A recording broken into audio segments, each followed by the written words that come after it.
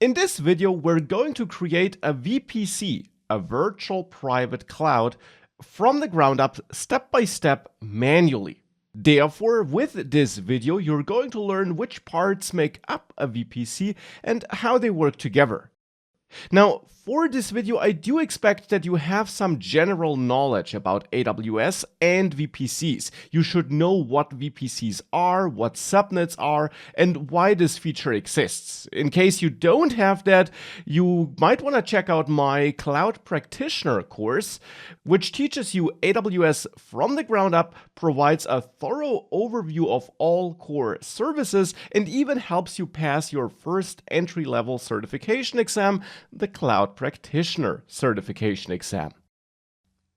Now, if you want to create a new VPC, you can and should, of course, visit the VPC Management Console service page, at least if you want to use the Management Console. And there on the starting page, on the VPC dashboard, if you click Create VPC, you get a nice wizard.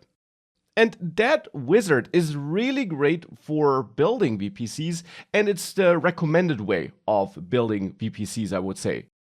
Because with that wizard, it's super easy to build a VPC, assign an IP address range to it, define how many subnets you want to have, how many public and private subnets, how many availability zones should be covered by those subnets, and so on. So that's really amazing.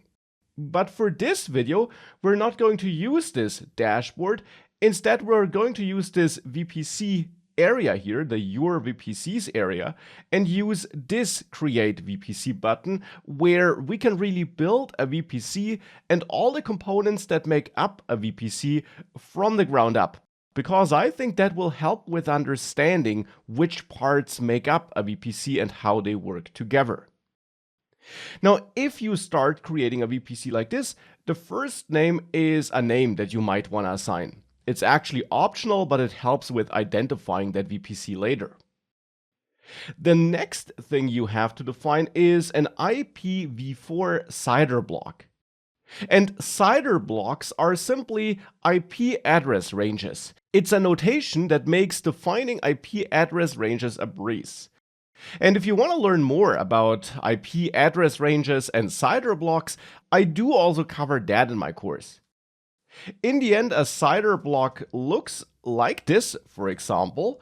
You have an IP address, as you know it, and then a slash, and then a number between 0 and 32.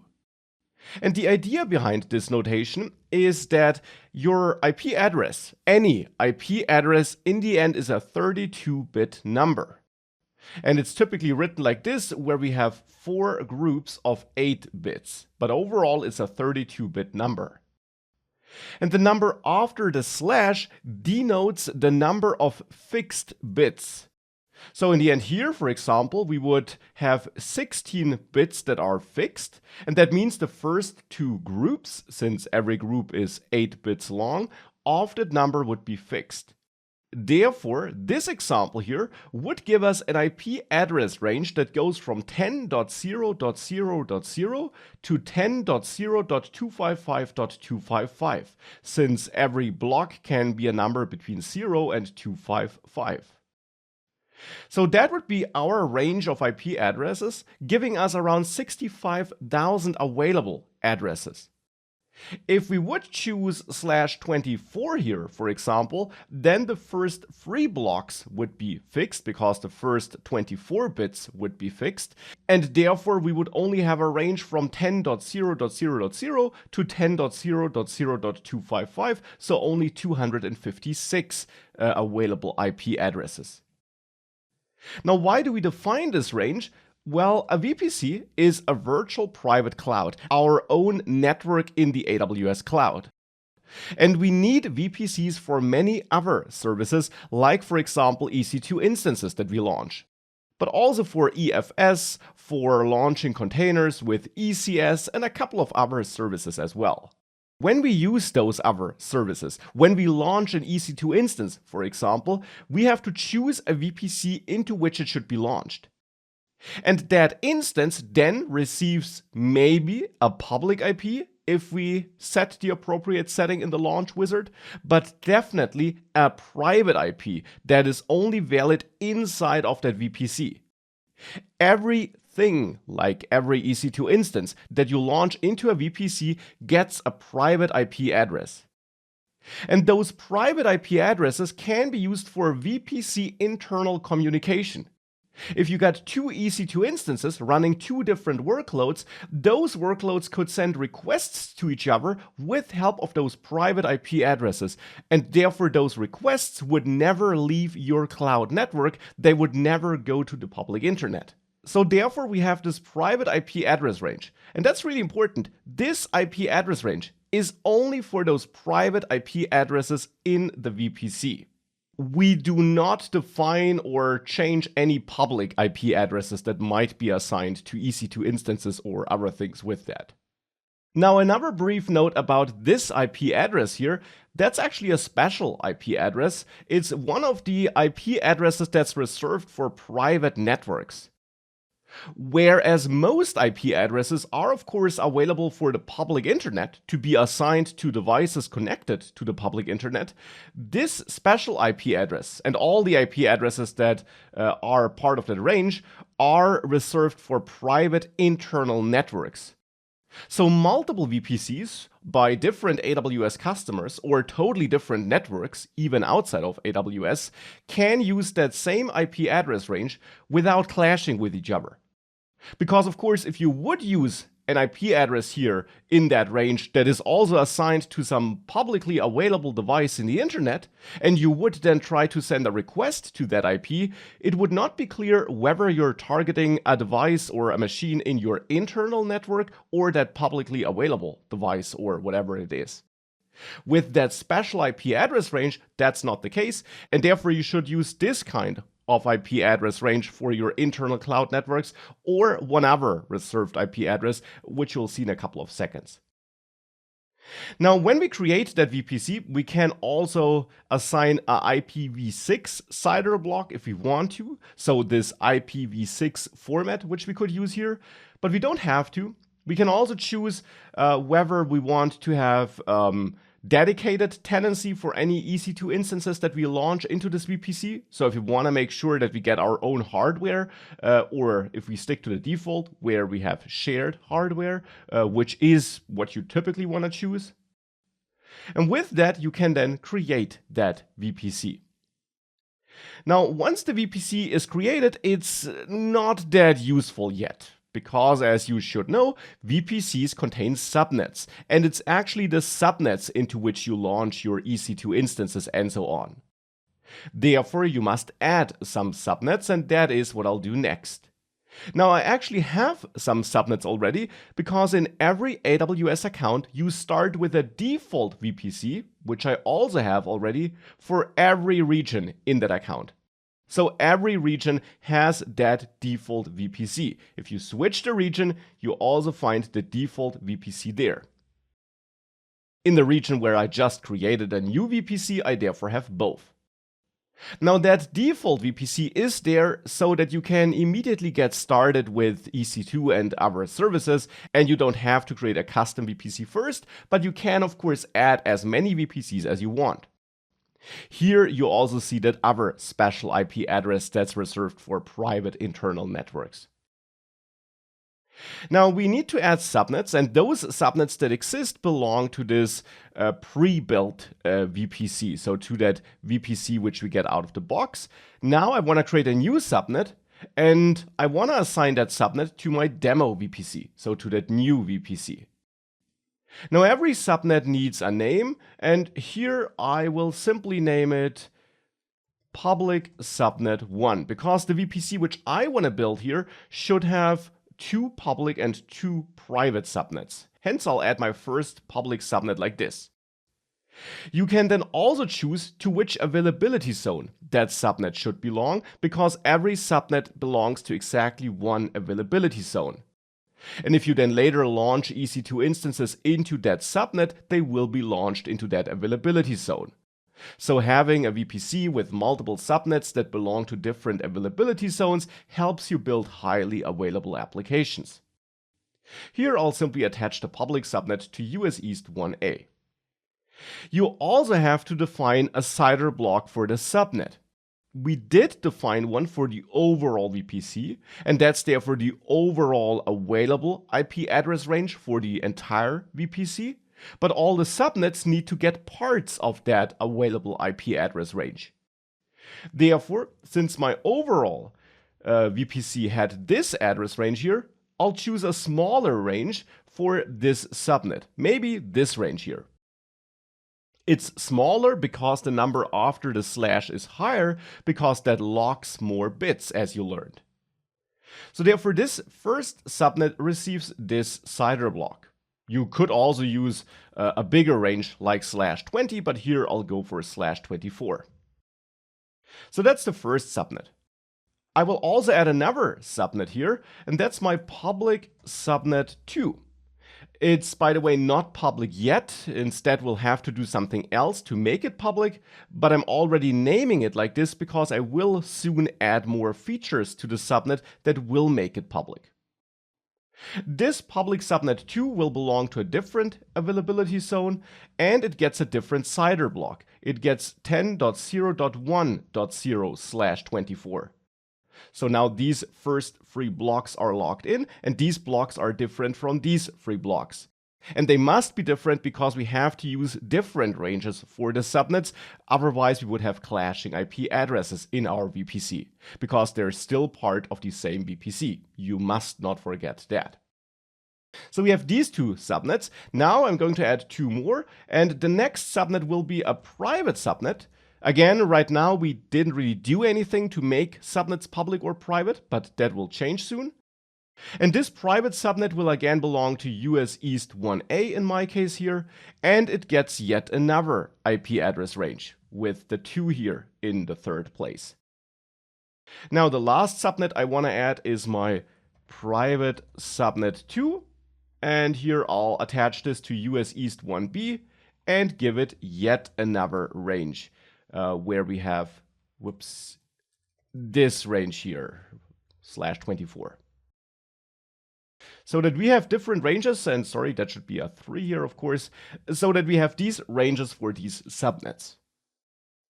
Now we can create the subnets, and those subnets now belong to our own VPC. I did label them public or private, but at the moment there actually is nothing about them that would make them public or private. Instead, right now, they're actually all private, because by default, when you create a new subnet, it's private. But what makes a subnet public or private? Well, for one, it starts with the route table that belongs to a VPC, and that's a new thing. When we added our own VPC here, this demo VPC, AWS also created a route table for it, and you can see that under route tables. It's this route table. It belongs to the demo VPC. Now, a route table simply controls how traffic is routed inside of that VPC. So when requests reach the VPC, or if a device in the VPC sends a request, how that traffic is routed. And you have to look at the routes part of the route table to see the available rules. And right now there's only one rule. And that rule says that if a request targets any IP address in that range, which is the VPC private IP address range, then it should be routed locally, which simply means if a request targets one of these private IP addresses, it will simply be forwarded to the EC2 instance or whatever it is that has that IP address attached to it. So that's how internal traffic is routed right now. Now, every route table is also associated to subnets. You can explicitly associate a route table with a subnet, so you can say that a certain route table should be associated with a certain subnet. But if you have no explicit associations, then that route table is by default associated with all subnets that have no explicit association. Therefore, what we see here is that all subnets that we created are associated with that default route table. Since that route table has one single rule for internal traffic, all these subnets are private because they know how to send requests to each other, thanks to this default route table. This route table knows how to forward internal requests, and therefore, since it's associated with all subnets, these subnets can all talk to each other, so all the devices in them can talk with each other, and therefore all subnets are private. They only know how to communicate inside of that VPC. But how do we now make those public subnets real public subnets, which they should be?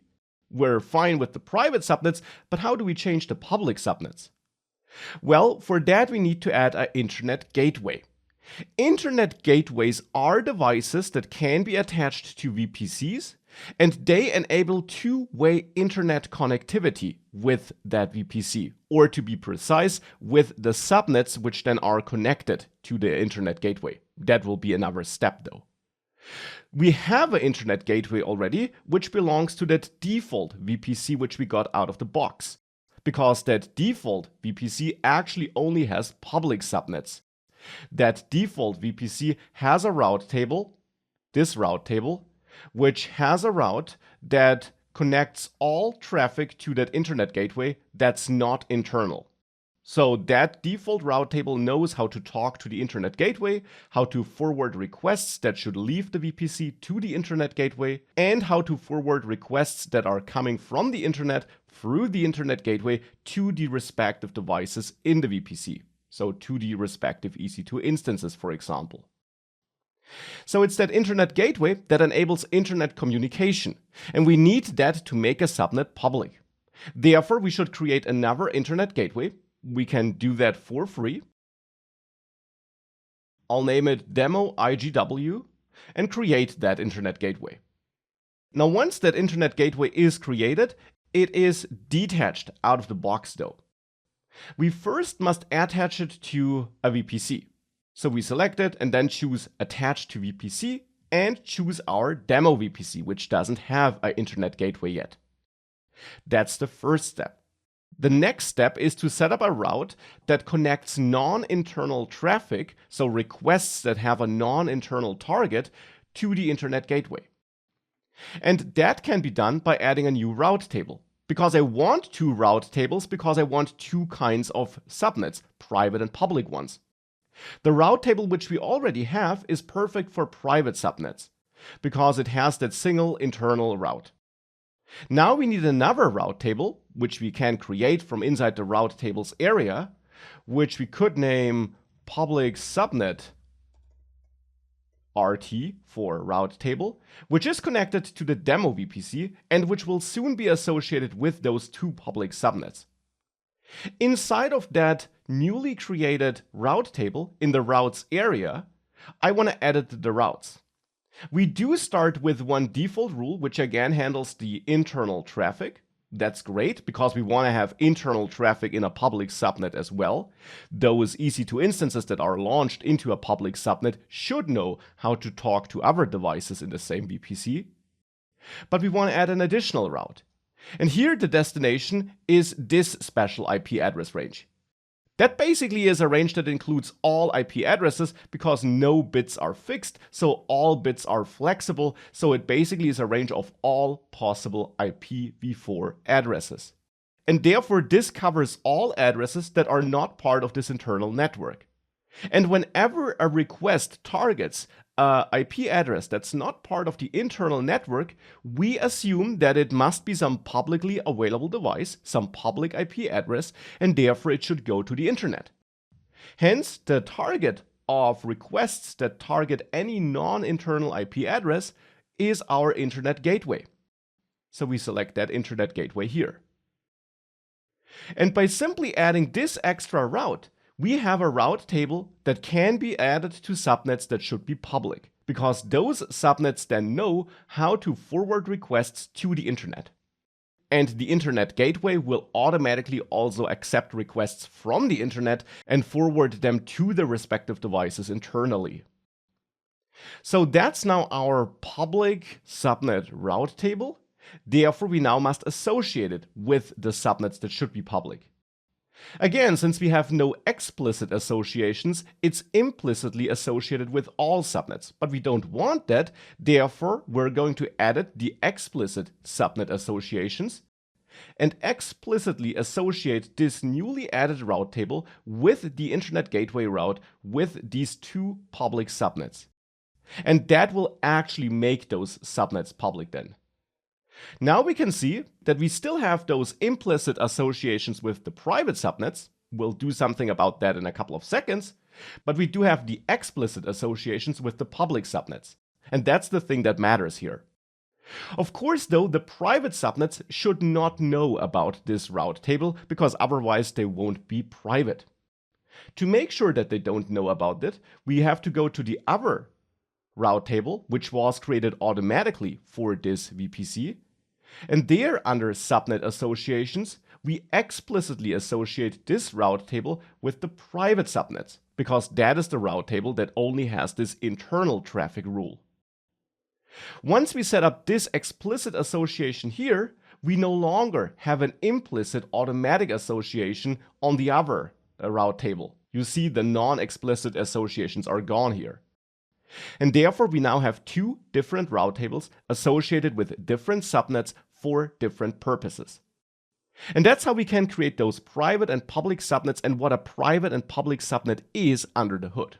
Now, sometimes you want private subnets to which internet requests can't be sent, but which still can send requests to the internet. For example, so that EC2 instances in those private subnets can still download security patches or anything like that.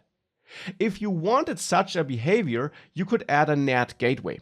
A NAT gateway is basically a device that enables one-way internet connectivity, where requests can leave a subnet to the public internet, but no requests can be sent from the public internet to the subnet. NAT gateways do cost you money though, and therefore I won't add it here, but you could create such a NAT gateway associated to the subnet that should be able to use it, and you would be good to go. But again, it will cost you extra money, therefore I will not do it here. One other thing I want to note is that for the subnets you created, for both the private and the public subnets, you can edit the subnet settings and enable some interesting features. And I'll do that here for my public subnets because that's where I want to enable some interesting features. So for these two public subnets. If we select the first public subnet and we click Edit Subnet Settings, we can enable auto-assign public IPv4 address. And this feature or this setting simply controls that if we launch EC2 instances into this public subnet in the future, those instances will get a public IP address assigned to them automatically. So that's something I will save here for this subnet and also add it for the other subnet.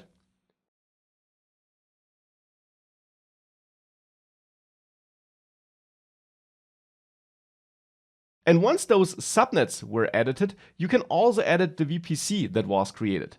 Again, by selecting it and then choosing Actions. And here we got two interesting things that can be edited. For example, DNS resolution. By default, it's turned on, and if it is turned on, that means that this VPC is capable of converting DNS names, so domain names, to IP addresses, related to the feature I mentioned before. In addition, you can also edit DNS host names, and this is disabled by default. If you enable it, then the EC2 instances that are launched into this VPC, no matter into which subnet they are launched, will automatically get public DNS host names, so public domain names. So public domain names will be automatically created and assigned to EC2 instances launched into this VPC if this feature here is enabled. Now I won't enable it here, and you will see the difference in a different video, in my database video, where we therefore have to use the IP address of an instance instead of the DNS name that was added automatically, because no name will be added automatically because I haven't enabled this feature. But you could enable it if you want to have automatically assigned DNS host names. Of course, you can always add your own domain names through the Route 53 service though. That's a different service which I also cover in my course, but that is the service you would use if you want to have a custom domain assigned to your AWS resources. Here we're talking about automatically created domains. And that's how you can create your own VPC from the ground up step by step.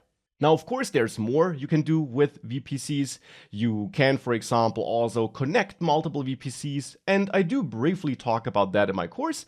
But for the basics regarding how you can get started with VPCs and how you can build your own VPCs, this video hopefully helped you understand what's going on under the hood and how you can build your own VPCs from the ground up.